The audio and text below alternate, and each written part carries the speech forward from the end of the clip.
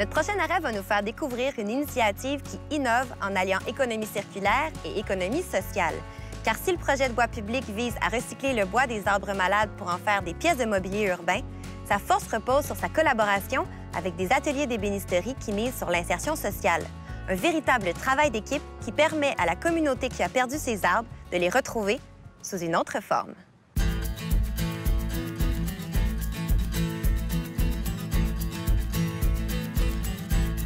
Peut-être avez-vous entendu parler de l'agrive du frêne, ce petit insecte venu d'Asie qui s'attaque aux frênes des grandes villes.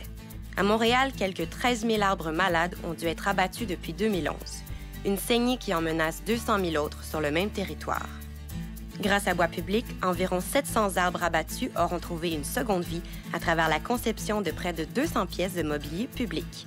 Une initiative à laquelle contribuent chaque année une trentaine de participants des ateliers d'Antoine. Marjorie Harris, Ronald Jean-Gilles, le choix des bancs sur lesquels on est assis présentement n'est pas anodin. Pouvez-vous nous le présenter brièvement, nous parler de sa particularité?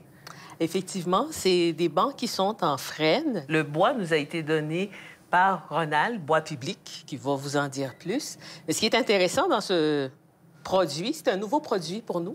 Et faire un tel projet a été un défi. Et d'autant plus qu'on avait un laps de temps très court pour ça. Mais le résultat, comme vous voyez, est superbe. Et ça permet justement à ma clientèle d'être encore plus fière de ce qu'ils apprennent ici. Parce qu'il faut en parler de cette clientèle-là. Il y a un profil particulier aux jeunes qui travaillent sur ces différents projets-là. Pouvez-vous nous en parler un peu plus? On fait de la réinsertion sociale. C'est des gens qui, pour diverses raisons, ont vécu des échecs. Échecs scolaires, au niveau familiaux, à tous égards, mais qui veulent réellement se prendre en main. C'est des gens qui ont un grand potentiel, mais qui ont besoin d'aide, justement, pour faire exploser ce potentiel. Ils découvrent ce qu'ils sont capables de faire, ce qu'ils sont, ce qu'ils ont envie d'être aussi. Puis là, pour les besoins de la cause, on a opté pour des bancs plus de mobilier intérieur. Mais le projet pilote qui a été lancé au début, ça a été plus du mobilier public extérieur.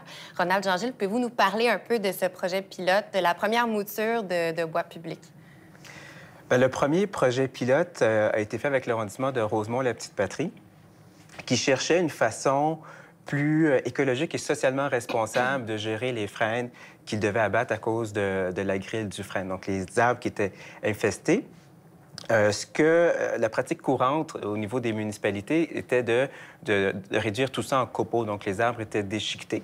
Et là, ils nous ont demandé, est-ce qu'on pourrait faire quelque chose de plus intéressant? Est-ce que ce serait possible de faire du mobilier avec ces arbres-là? Et c'est là que moi, je suis allé voir les ateliers d'insertion pour voir si le projet les intéressait dans un premier lieu et s'ils avaient la capacité de le faire. Et c'est là qu'ensemble, on a développé quelque chose qui a donné ces projets-là. Et là, depuis un an et demi, Bois public est devenu un partenaire important de ce que vous faites. Est-ce que c'est venu même teinter un peu la direction de vos derniers projets puis de votre vocation? Oui, absolument. La vocation, au niveau de la mission, ça rejoint encore plus la mission. Petite anecdote, quand on a fait les meubles pour Rosemont, évidemment, on avait mis notre logo, les ateliers d'Antoine, avec le numéro de téléphone. Et on a reçu plein d'appels sur notre boîte vocale des jeunes, à un moment donné, qui se sont installés sur le banc et qui nous ont dit « Hey, Antoine, il est super beau ton banc! » Fait qu'on l'a rapporté à nos participants, puis c'était une belle façon pour eux de voir vraiment le feedback de ce que ça donnait.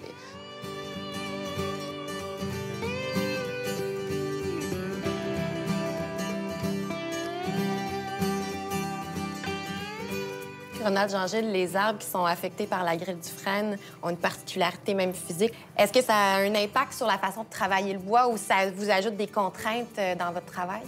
Oui, c'est clair. La première contrainte, quand on arrive sur le terrain et qu'on fait la première transformation, donc la mise en planche, c'est de s'assurer qu'il n'y ait plus d'écorce et qu'on enlève même une couche là, sous l'écorce. On parle de 2-3 cm pour s'assurer qu'on n'ait vraiment aucune trace de l'insecte parce qu'il y a un risque et on ne veut pas être un vecteur de contamination. Donc, il faut accepter de se débarrasser d'une petite partie du produit initial, de la ressource première. Comme ça demeure malgré tout un projet d'économie circulaire, donc où on essaie de boucler la boucle, est-ce qu'il y a des considérations particulières qui ont été ajoutées à la conception de certains produits pour rester dans cette idée-là? Bien, l'idée, on a une designer qui est très soucieuse du concept du développement durable. Et dans son travail, elle essaye vraiment de trouver des façons de maximiser toutes les ressources. Alors, ce qui arrive souvent quand on fait la coupe, bien, on coupe la partie qui est contaminée, qui peut avoir de l'écorce, et le reste, on récupère et on peut fabriquer du mobilier avec ça. Puis, est-ce qu'il y a des particularités au fait de travailler avec des arbres malades, affectés, ou même le frêne qui n'était peut-être pas une matière avec laquelle vous travailliez initialement? Oui, effectivement, nos machines ont subi... Et encore, bon, on remplace plus souvent les lames. Mais ça, ce qui est intéressant aussi, c'est des choses qu'on avait déjà vues avec Ronald. Donc, on n'a pas été pris dans cette surprise de voir que c'est plus difficile pour la machinerie d'absorber. C'est un bois très dur. C'est un bois très dur parce que traditionnellement, on travaille le cèdre, qui est un bois mou. Donc, l'arrivée de ce bois a demandé certaines adaptations. Il y a tout un engouement en ce moment autour de l'agriculture urbaine, des placotoirs, des ruelles vertes, des rues piétonnes et tout ça. J'imagine que ça a une influence sur la croissance de la demande pour le type de produit que vous êtes en train de développer depuis quelques années.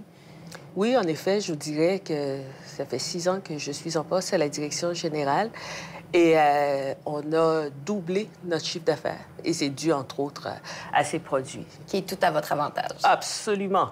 Puis en terminant, évidemment, la crise de la grille du frêne, elle est temporelle. Bon, on n'est pas encore à bout des abattages, malheureusement, des arbres.